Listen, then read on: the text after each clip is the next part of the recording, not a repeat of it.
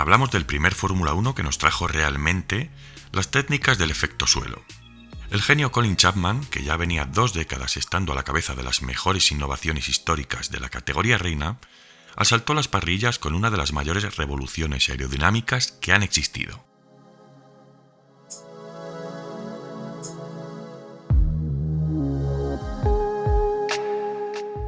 El éxito de Colin Chapman era ya algo que se había comenzado a escribir en los libros de historia. Décadas atrás contaban ya numerosos artificios del mago británico que desde 1960 había emprendido su brillante carrera, presentando el Lotus 18 con un motor trasero que, aunque fuera realmente eficiente, no era precisamente de lo más fiable de la parrilla. Aún estamos, recordemos, en el periodo de ensayo y error. 2 años más tarde implantaría las técnicas modernas del uso de monocascos aplicados a los monoplazas de Fórmula 1. Todo ello a través del Lotus 25. Después llegaron los Lotus 49, desvelando los primeros chasis autoportantes, atornillados a los idílicos bloques de FV, y esta es otra de las grandes primicias a las que se acogieron los diseños definitivos de los monoplazas a lo largo de todos estos años. Cerraría el ciclo a finales de década con el Lotus 56, un concepto que contaba con tracción integral, un estilizado perfil aerodinámico de punta de lanza, y lo más extravagante hasta la fecha, un motor de turbina que trataría de enfrentar las 500 millas de Indianápolis. Este concepto sería totalmente inspiracional para el nacimiento del posterior Lotus 72. Tras este incipiente crecimiento llegó la caída. En el verano del 75 el equipo comenzó a vislumbrar el ocaso del Lotus 72, que ahora estaba totalmente fuera de juego tras la implantación de los nuevos neumáticos Goodyear. En este punto entra en escena un personaje clave en este guión, Tony Rudd. Este había comenzado a trabajar para Lotus en 1969, tras ser despedido a mitad de temporada de BRM, donde ejercía como ingeniero jefe. Durante el mes de agosto de aquel incierto 1975, Colin Chapman relegaría gran parte de la responsabilidad de este nuevo proyecto en Tony Rudd, nombrándole como director del departamento de I+D en las oficinas de Ketteringham Hall, cerca de la fábrica de Lotus en Herel, Norfolk. A la mañana siguiente, un informe de 27 páginas descansaba sobre la mesa de Tony Rudd. En él estaban plasmadas todas las inquietudes de Chapman, tanto los requisitos conceptuales como todas las cosas que entonces eran aún desconocidas para el diseñador estrella. Era la experiencia de Tony Rudd la que debía comprobar la viabilidad de todas aquellas ideas y además aquel departamento de I+D, como hemos dicho, se conjugaría como un anexo independiente al del propio equipo de Fórmula 1. Exento del caos y los tediosos márgenes que siempre exigían las propias escuderías, Ralph Bellamy, que había trabajado como diseñador para Brabham, y el científico Peter Wright, que había trabajado también para BRM, serían los 2 primeros nombres que se unieron a este departamento. Entonces Chapman ya había comenzado a lanzar algunas de sus excelentes citas para el recuerdo. Simplify then add lightness, algo así como simplifica y luego agrega agilidad. El propio ingeniero Ralph Bellamy sería el tercero en discordia que conformaría este trío de ensueño, ahora centrado en el estudio y el diseño de las soluciones aerodinámicas fuera de los límites de los spoilers delanteros y traseros, como era habitual.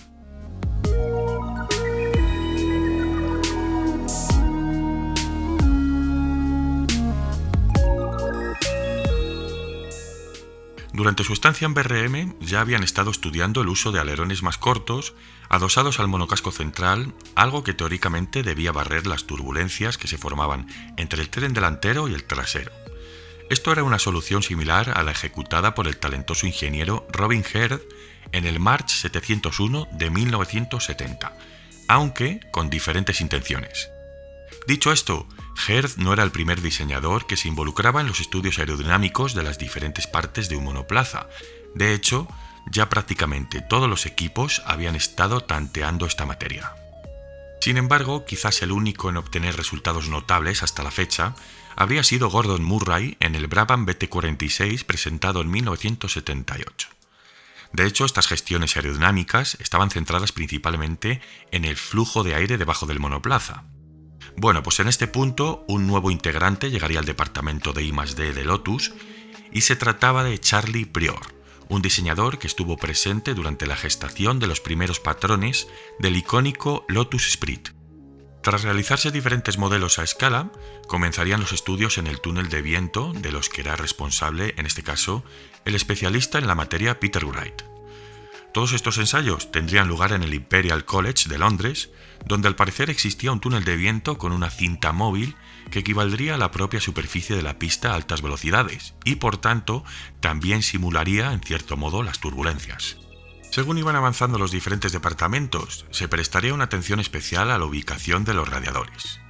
Tony Rudd recordaría los magníficos aviones Halibut Mosquito, conceptos militares construidos en madera y armados con motores Rolls-Royce Merlin de 12 cilindros y 27 litros. Los radiadores se ubicaban en la zona de ataque de cada ala, presentando un conducto saliente en la parte trasera de la misma. El equipo comenzó a pensar que esta técnica, aplicada en los propios pontones del monoplaza, colaboraría de forma positiva con todos los demás estudios de efecto suelo.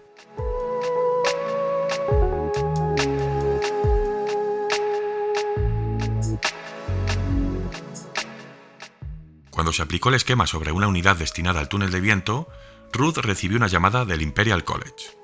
El efecto mosquito vuela. Así pues, se utilizarían radiadores dotados de conductos tipo mosquito junto con secciones de pontones que aprovechasen el flujo de aire debajo para generar descarga. Las áreas de baja presión creadas por la aceleración del propio flujo de aire estarían protegidas en cada lado mediante un sistema de faldón colgado de cada panel lateral de la cápsula que descendería hasta la superficie de la pista. Una vez decidido este formato general para lo que sería el Lotus Type 78, Ralph Bellamy comenzó a tratar el diseño del coche, mientras que Peter Wright continuaría profundizando en la aerodinámica. Por otro lado, Mike Cook diseñó y construyó un banco de pruebas que simulaba cargas aerodinámicas de carrera en cada uno de los nuevos componentes fabricados. Esto a su vez serviría para identificar algunas de las deficiencias del entonces actual Lotus 77, ayudando a solventarlas y a ganar competitividad a finales de la temporada 1976.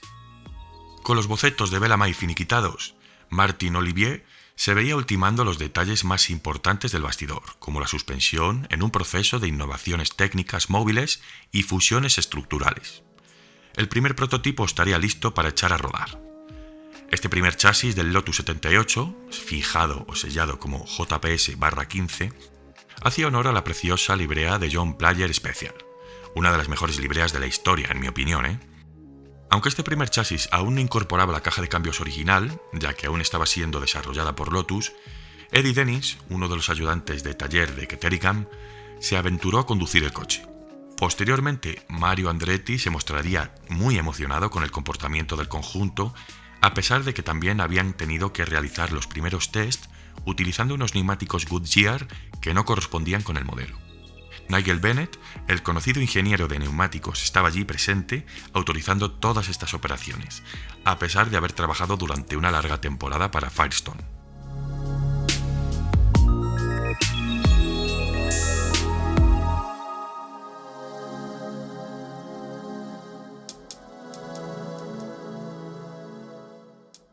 Una vez que Colin Chapman creyó conveniente que el conjunto estaba listo para ser inscrito en las parrillas, el departamento de I+D ya había acumulado hasta 2,2 millas de cintas de grabación que recogían pruebas, investigaciones, test en el túnel de viento y otros conceptos.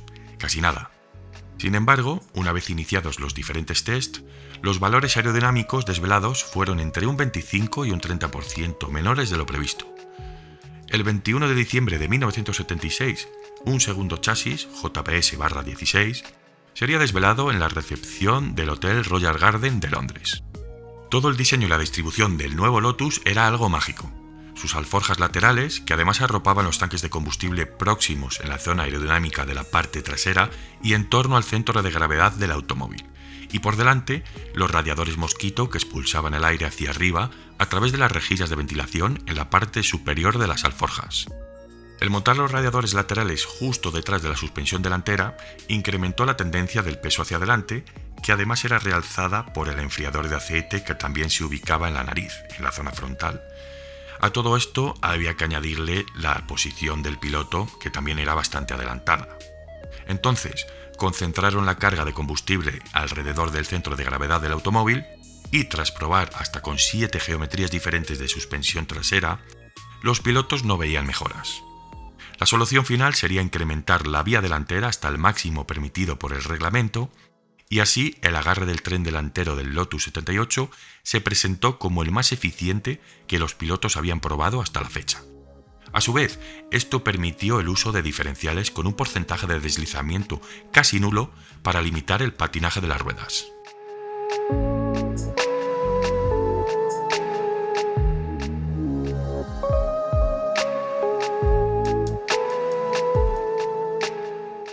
A bordo del Lotus 78, Mario lideró más vueltas en carrera del campeonato mundial que cualquier otro piloto hasta la temporada 1977. Sin embargo, una serie de fallos mecánicos impidieron que Lotus y Andretti conquistaran el título. En términos generales, tanto el equipo como sus pilotos estuvieron realmente agradecidos con los resultados finales del Lotus 78. Destacado por la seguridad en su paso por curva, permitía a los pilotos apurar los adelantamientos, a menudo por la línea exterior y sin complicaciones. La aerodinámica también terminó funcionando, aunque no todo lo deseado.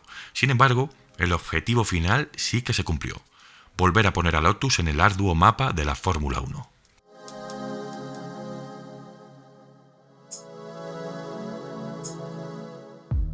Bueno, historia pura de la Fórmula 1, Lotus. ¿A quién no le gustan los Lotus con la librea de JPS? Eran fantásticos. Historia de leyendas, Colin Chapman, un dios, ¿no? Prácticamente de este deporte. Peter Wright, a ver si adivináis, ponerme en los comentarios en qué vídeo recientemente también he mencionado a Peter Wright. Esto es un examen para Masters. Como siempre, dejadme en los comentarios vuestras sugerencias, qué os ha parecido, y si queréis apoyar el contenido del canal y el canal en general, dejadme vuestro like, compartir el vídeo en los grupos de las redes que creáis conveniente con vuestros amigos, y nos vemos en el siguiente vídeo, que será sobre turismos. No os digo la categoría, pero vienen turismos, que últimamente estoy muy enganchado a carreras de turismos y quiero compartirlo con vosotros. Gracias.